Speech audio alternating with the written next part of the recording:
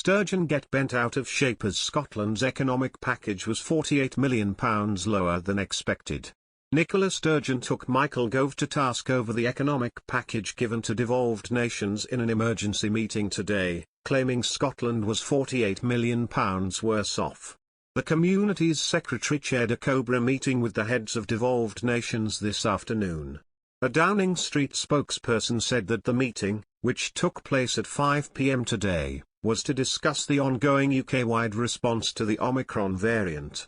Lewis Goodall, BBC policy editor, said this evening that he understood that questions that the First Minister had raised on the lack of an Omicron economic package had been a source of tension in the meeting.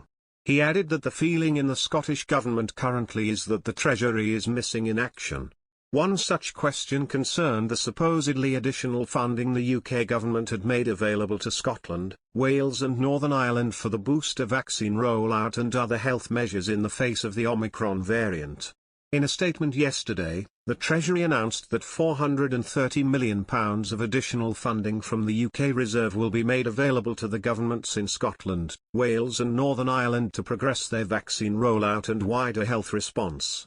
This included £220 million for Scotland alone, it added. Chancellor Rishi Sunak said, "Throughout this pandemic, the United Kingdom has stood together as one family, and we will continue to do so.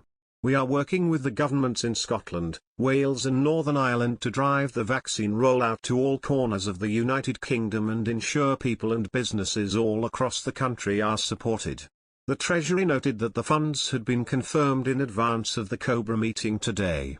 Ms. Sturgeon said after the meeting that as feared, this is not additional money, it is being brought forward from money we were expecting in January and had already budgeted for. But it's actually more concerning than that. She continued that the net effect of the announcement from the Treasury appears to be that the Scottish Government is £48 million worse off than we thought we were before the announcement. The total we were expecting in January was £268 million. We have just been told the actual amount is £220 million. Ms. Sturgeon added that only when the UK government takes decisions for England is funding triggered, leaving the rest of us trying to protect health with one hand tied. Scottish newspaper The National said that a Treasury spokesperson had confirmed to them that the funding announced yesterday was not addition in the usual sense of the word, but an advance on payments the Scottish Government would have received in the new year. They insisted, however, that the funds were additional as it was money that they will be able to spend before early next year. Ahead of the meeting, Downing Street had said that it was clearly beneficial for devolved governments to share information on the coronavirus pandemic. A spokesperson added, "We've had success throughout in sharing information and approaches and we'll continue to do that." The Treasury noted that the money to devolved nations announced yesterday was in addition to the UK-wide support it was already giving through the coronavirus pandemic. This included the COVID-19 vaccines and tests it had procured, as well as support for businesses. In another news, ministers will chair an urgent Cobra meeting on Friday afternoon amid fears the Omicron variant could trigger a tsunami of infections. Levelling Up Minister Michael Gove will meet leaders from the UK's 4 nations in a bid to create a nationwide response to the rapid spread of the strain. Scotland's First Minister Nicola Sturgeon has already tightened restrictions on face coverings and introduced mandatory vaccine passports, with England set to follow suit next week.